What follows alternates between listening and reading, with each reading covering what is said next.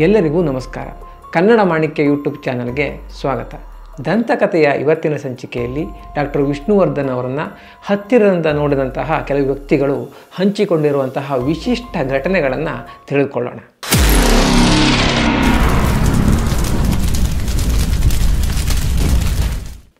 ಮಾಣಿಕ್ ಚಂದ್ ಅಂತ ಒಬ್ಬ ಪ್ರೊಡ್ಯೂಸರ್. ಇವರು ದಾದಾ ಸಿನಿಮಾವನ್ನು ನಿರ್ಮಾಣ ಮಾಡಿದ್ದಾರೆ. ಈ ದಾದಾ ಸಿನಿಮಾದ ಮುಹೂರ್ತ ಚಿಕ್ಕಮಗಳೂರಲ್ಲಿ ಏರ್ಪಾಡು ಮಾಡಿರ್ತಾರೆ. ಈ ಮುಹೂರ್ತದ ದಿನ ಬೆಳಗ್ಗೆ ಡಾಕ್ಟರ್ ವಿಷ್ಣುವರ್ಧನ್ ಅವರು ಈ ಮಾಣಿಕ್ ಚಂದ್ ಅವರಿಗೆ ಫೋನ್ ಮಾಡಿ, ನನಗೆ ಒಂದು ಸಣ್ಣ ಆಕ್ಸಿಡೆಂಟ್ ಆಗಿದೆ, ಮುಹೂರ್ತವನ್ನು ಬೇರೆ ಟೈಮ್ಗೆ ಮುಂದಾಕೋಣ, ಬರೋಕ್ಕೆ ಕಷ್ಟ ಆಗುತ್ತೆ ಅಂತ ಹೇಳ್ತಾರೆ. ಈ ವಿಷಯ ಕೇಳಿ ಮಾಣಿಕ್ ಚಂದ್ ಅವರಿಗೆ ಒಂದು ಸಣ್ಣ ಆಘಾತ ಆಗುತ್ತೆ. ಮತ್ತು ಮುಹೂರ್ತ ಅಂತ ಎಲ್ಲ ಏರ್ಪಾಡು ಮಾಡಿಬಿಟ್ಟಿರ್ತಾರೆ, ಎಲ್ಲರನ್ನೂ ಕರೆದಿರ್ತಾರೆ, ಭಾಳಷ್ಟು ಒಂದು ಹಣವನ್ನು ಕೂಡ ಖರ್ಚು ಮಾಡಿರ್ತಾರೆ. ಅದರಿಂದ ಒಂದು ಒಳ್ಳೆಯ ಸಮಯವನ್ನು ಯಾಕೆ ಹಾಳು ಮಾಡೋದು ಅಂತ ವಿಷ್ಣುವರ್ಧನ್ ಅವ್ರ ಹತ್ರ ಈ ಮಾಣಿಕ್ ಚಂದ್ ಅವರು, ಸಾರ್ ನಾನು ಮುಹೂರ್ತಕ್ಕೆಲ್ಲ ಏರ್ಪಾಡು ಮಾಡಿಬಿಟ್ಟಿದ್ದೀನಿ, ನೀವು ಇವತ್ತೇನು ಶೂಟಿಂಗ್ ಮಾಡಬೇಕು ಅಂತಿಲ್ಲ, ಜಸ್ಟ್ 10 ನಿಮಿಷ ಬಂದು ಮುಹೂರ್ತದ ಕಾರ್ಯವನ್ನು ನೆರವೇರಿಸಿ ಹೊರಟುಬಿಡಿ, ದಯವಿಟ್ಟು ಬನ್ನಿ ಅಂತ ರಿಕ್ವೆಸ್ಟ್ ಮಾಡ್ಕೊಳ್ತಾರೆ. ಆಗ ಡಾಕ್ಟರ್ ವಿಷ್ಣುವರ್ಧನ್ ಅವರು, ಸರಿ ಹಾಗೆ ಆಗಲಿ ಬಿಡಿ, ಮುಹೂರ್ತ ಮುಂದೆ ಹಾಕೋದು ಬೇಡ, ನಾನು ಬಂದು ಹೋಗ್ತೀನಿ ಅಂತ ಹೇಳ್ತಾರೆ.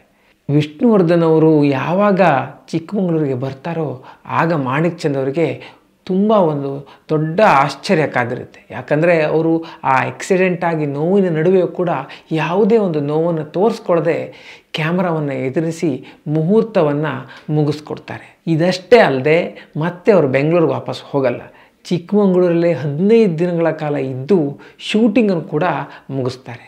ಈ ಒಂದು ಘಟನೆಯಿಂದ ಮಾಣಿಕ್ ಚಂದ್ ಅವರಿಗೆ ತುಂಬ ಒಂದು ಖುಷಿಯಾಗುತ್ತೆ. ಡಾಕ್ಟರ್ ವಿಷ್ಣುವರ್ಧನ್ ಅಂತಹ ನಟರು ಎಲ್ಲ ನಿರ್ಮಾಪಕರಿಗೂ ಸಿಗಬೇಕು.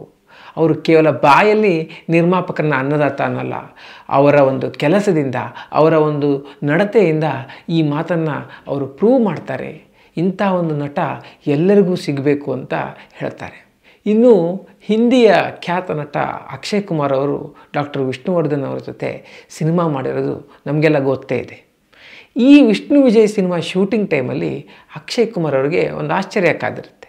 ಅದೇನೆಂದರೆ ಸಿನಿಮಾ ಸೆಟ್ಗೆ ಭಾಳಷ್ಟು ಜನ ಒಂದು ಶೂಟಿಂಗನ್ನು ನೋಡಬೇಕು ಅಂತ ಬರ್ತಿದ್ರಂತೆ. ಈ ಅಭಿಮಾನಿಗಳೆಲ್ಲ ಸುಮ್ಮನೆ ಬಂದು ಕೇಕೆ ಹಾಕಿ ಹೋಗೋರಲ್ಲ, ಇವರೆಲ್ಲ ಡಾಕ್ಟರ್ ವಿಷ್ಣುವರ್ಧನ್ ಅವ್ರನ್ನ ಮುಟ್ಟಿ ಯಾವುದೋ ಒಂದು ದೇವರನ್ನು ನೋಡಿದಷ್ಟು ಖುಷಿಯಿಂದ ಇರೋದನ್ನು ನೋಡಿ ಅಕ್ಷಯ್ ಕುಮಾರ್ಗೆ ಒಂದು ಹೊಸ ಲೋಕವನ್ನೇ ನೋಡಿದಾಗುತ್ತೆ. ಮತ್ತು ಚಿಕ್ಕ ಮಕ್ಕಳನ್ನು ಕರೆದುಕೊಂಡು ಬಂದು ಅವರನ್ನು ವಿಷ್ಣುವರ್ಧನ್ನ ಕೈಗಿತ್ತು ಆಶೀರ್ವಾದ ಮಾಡಿಸ್ಕೊಳ್ಳೋದು, ಇವನ್ನೆಲ್ಲ ನೋಡಿ ಅಕ್ಷಯ್ ಕುಮಾರ್ ಅವರಿಗೆ ಕರ್ನಾಟಕದಲ್ಲಿ ಡಾಕ್ಟರ್ ವಿಷ್ಣುವರ್ಧನ್ ಕೇವಲ ಸಿನಿಮಾ ನಟರಲ್ಲ, ಅವ್ರನ್ನ ಒಂದು ದೇವ ಮಾನವರಂತೆ ಕಾಣ್ತಾರೆ ಅನ್ನೋ ಒಂದು ಅನುಭವ ಬರುತ್ತೆ. ಈ ಒಂದು ಘಟನೆಯನ್ನು ನೋಡಿ ಅಕ್ಷಯ್ ಕುಮಾರ್ ಅವ್ರಿಗೆ ವಿಷ್ಣುವರ್ಧನ್ ಅವ್ರ ಮೇಲೆ ಇನ್ನಷ್ಟು ಗೌರವ ಹೆಚ್ಚಾಗುತ್ತೆ. ಇನ್ನು ದಂತಕಥೆಯ ಹಲವಾರು ಸಂಚಿಕೆಗಳಲ್ಲಿ ನಾವು ಒಂದು ವಿಷಯ ತಿಳ್ಕೊಂಡಿದ್ದೀವಿ. ಅದೇನೆಂದರೆ ಡಾಕ್ಟರ್ ವಿಷ್ಣುವರ್ಧನ್ ಅವರು ದಾನ ಧರ್ಮಗಳನ್ನು ಯಾರಿಗೂ ಗೊತ್ತಾಗದಂತೆ ಮಾಡ್ತಿದ್ರು. ಬಲಗೈಲಿ ಕೊಟ್ಟಿದ್ದು ಎಡಗೆ ಗೊತ್ತಾಗಬಾರ್ದು ಅನ್ನೋ ರೀತಿ ಅವರು ಒಂದು ದಾನ ಧರ್ಮವನ್ನು ನಡೆಸ್ಕೊಂಡು ಬರ್ತಿದ್ರು. ಮತ್ತು ಅವರ ಆತ್ಮೀಯರಾದಂಥವರ ಕೈಯಲ್ಲಿ ಈ ರೀತಿಯ ಒಂದು ಸಹಾಯಗಳನ್ನು ಮಾಡೋ ರೂಢಿ ಅವರಿಗೆ ಜಾಸ್ತಿ ಇತ್ತು ಅಂತ. ಗೀತಾ ಶೇಖರನ್ ಅವರು ವಿಷ್ಣುವರ್ಧನ್ ಅವರಿಗೆ ಬಹಳ ಹಳೆಯ ಪರಿಚಯ. ಈ ಗೀತಾ ಶೇಖರ್ ಅವರ ತಂದೆ ಮತ್ತು ತಾಯಿ ಕನ್ನಡ ಟ್ಯುಟೋರಿಯಲ್ ನಡೆಸ್ತಿದ್ದರಂತೆ. ಕನ್ನಡವನ್ನು ಹೇಳಿಕೊಡುವಂತಹ ಒಂದು ಸಣ್ಣ ಟ್ಯೂಷನ್ ಕ್ಲಾಸ್ ನಡೆಸಿದ್ರು ಅಂತಾಯಿತು.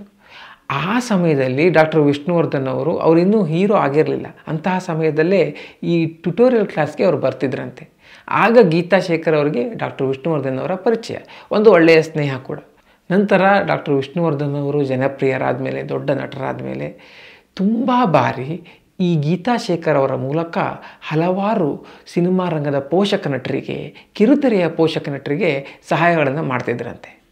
ಇನ್ನು KS ಅಶ್ವಥ್ ಅವರಿಗೆ ತೊಂದರೆ ಆದಾಗ ಗೀತಾ ಶೇಖರ್ ಅವರ ಕೈಯಲ್ಲಿ ಹಣವನ್ನು ಕೊಟ್ಟು ಕಳಿಸಿದ್ರಂತೆ. ನಂತರ ಗೀತಾ ಶೇಖರ್ ಅವರು ಯಾವಾಗ ಮೈಸೂರಿಗೆ ಹೋಗ್ತೇನೆ ಅಂದರೂ ಅವರ ಕೈಯಲ್ಲಿ ಇದನ್ನು KS ಅಶ್ವಥ್ ಅವರಿಗೆ ಕೊಟ್ಟುಬಿಡಿ ಅಂತ ಹಣವನ್ನು ಕಳಿಸ್ತಿದ್ರಂತೆ. ಕೇವಲ ಹಣ ಅಷ್ಟೇ ಅಲ್ಲ, ಕೆಲವೊಮ್ಮೆ ಮೆಡಿಸಿನ್ಗಳನ್ನು ಕೂಡ ಕಳಿಸ್ತಿದ್ರಂತೆ. ವಿಷ್ಣುವರ್ಧನ್ ಅವರಿಗೆ KS ಅಶ್ವಥ್ ಅವರು ಅಂದರೆ ಒಂದು ತಂದೆಯ ರೀತಿ ಗೌರವ ಆಯ್ತಂತೆ. ಈ ಕಾರಣಕ್ಕಾಗಿ ಅವರು ಯಾವಾಗಲೂ ಅವರಿಗೆ ಆದಷ್ಟು ಸಹಾಯ ಮಾಡಲಿಕ್ಕೆ ಪ್ರಯತ್ನ ಮಾಡ್ತಿದ್ದರಂತೆ.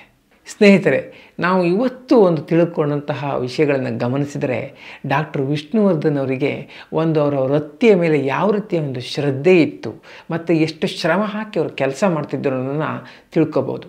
ಅದೇ ರೀತಿ ಅವರ ದಾನ ಧರ್ಮದ ಗುಣಗಳ ಬಗ್ಗೆನೂ ತಿಳ್ಕೊಬೋದು. ಈ ರೀತಿಯ ಒಂದು ಶ್ರದ್ಧೆ ಹಾಗೂ ಅವರ ಪರಿಶ್ರಮ ಮತ್ತು ಈ ದಾನ ಧರ್ಮದ ಗುಣ ಇವನ್ನೆಲ್ಲ ಕೂಡಿಸಿದ್ರೆ ಒಂದಂಥ ದೇವರಂತಹ ಮನುಷ್ಯರಾಗಿ ವಿಷ್ಣುವರ್ಧನ್ ಅವರು ಕಾಣ್ತಾರೆ. ಅದಕ್ಕೆ ತಕ್ಕ ಹಾಗೆ ಅವರ ಅಭಿಮಾನಿಗಳು ಅವರನ್ನು ದೇವ ಮಾನವರಂತನ್ನೇ ನೋಡುತ್ತಿದ್ದನ್ನು ಅಕ್ಷಯ್ ಕುಮಾರ್ ಅವರು ಪ್ರತ್ಯಕ್ಷ ಕಾಣ್ತಾರೆ. ಸ್ನೇಹಿತರೆ, ನಿಮಗೆ ಈ ವಿಡಿಯೋ ಇಷ್ಟ ಆಗಿದ್ದರೆ ತಪ್ಪದೇ ಶೇರ್ ಮಾಡಿ. ನಮ್ಮ ಕನ್ನಡ ಮಾಣಿಕ್ಯ ಚಾನಲ್ನ ದಂತಕಥೆಯ ಸೀರೀಸ್ನಲ್ಲಿ ಈ ರೀತಿಯ ಇನ್ನಷ್ಟು ವಿಶಿಷ್ಟವಾದ ಕುತೂಹಲಭರಿತವಾದ ವಿಷಯಗಳು ತಿಳ್ಕೊಳ್ಳಿಕ್ಕಿವೆ. ಅವುಗಳನ್ನು ಮಿಸ್ ಮಾಡ್ಕೋಬಾರ್ದು ಅಂತಿದ್ದರೆ ನಮ್ಮ ಚಾನಲ್ಗೆ ತಪ್ಪದೇ ಸಬ್ಸ್ಕ್ರೈಬ್ ಮಾಡಿ. ದಂತಕಥೆಯ ಮುಂದಿನ ಎಪಿಸೋಡ್ನಲ್ಲಿ ಮತ್ತೊಮ್ಮೆ ಸಿಗೋಣ. ಅಲ್ಲಿವರೆಗೂ ನಮಸ್ಕಾರ.